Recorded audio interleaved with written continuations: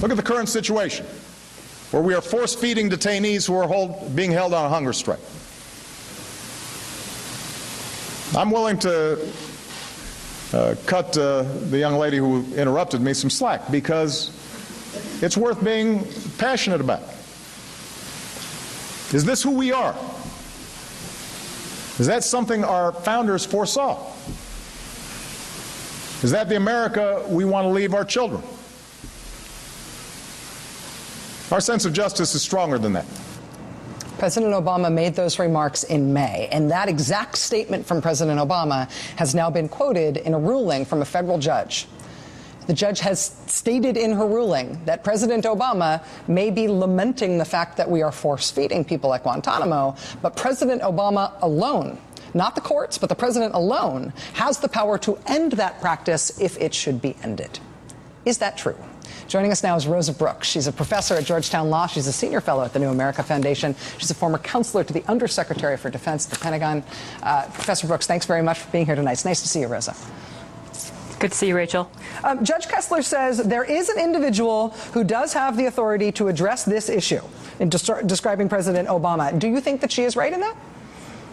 Oh, absolutely. President Obama is the commander-in-chief. It's the executive branch that's made a decision to resort to force feeding of detainees at Guantanamo, and if President Obama is extremely unhappy at that state of affairs, he can certainly change it. In terms of the controversy surrounding this issue, obviously the judge is moved by the prisoner's pleas that this is something that is both demeaning and cruel.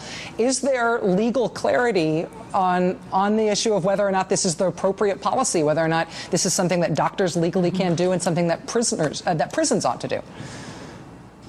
No, there isn't. I mean, there's a substantial difference of opinion, and I'm not entirely unsympathetic to the physicians at Guantanamo Bay, who I think are in a difficult situation. I mean, I think one perspective is, look, we have an ethical duty to prevent these detainees from harming themselves, that they may be detained for a long time, maybe indefinitely, maybe not, we'll see in the future, but death is irreversible, and we have an ethical duty to keep them safe, even if that means force-feeding them. On the other hand, you know, there's obviously a very compelling argument to be made, an argument with which, as you say, the American Medical Association agrees, which is that if you have an adult who is not mentally ill, who says, I choose to, I would rather starve than live out the rest of my life, potentially, in these conditions when I've been cleared for release but can't be released, don't we have an ethical duty to respect that individual's wishes? I think it's a tough situation. I'm inclined on the side of, if that's what they want to do, then we should respect that myself, but I think it is a tough one. It is interesting when you hear the prisoners' advocates explain, and you hear sometimes from the prisoners themselves explaining why they chose to make this decision. They're tying it very explicitly to the loss of hope that their detention is going to be anything but indefinite, a loss of hope that anything might change that would clear up their futures. Do you think that that affects both the sort of strategic and the ethical consideration here?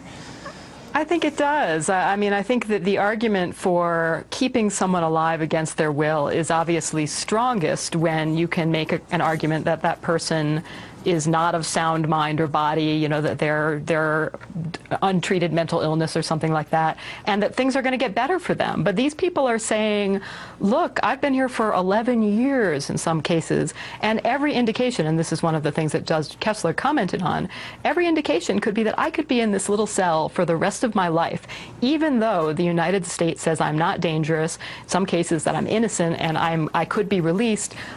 I'm stuck here. You know, what a Kafkaesque situation. To me, it seems pretty rational, frankly, that a human being in that situation might say, I would rather be dead.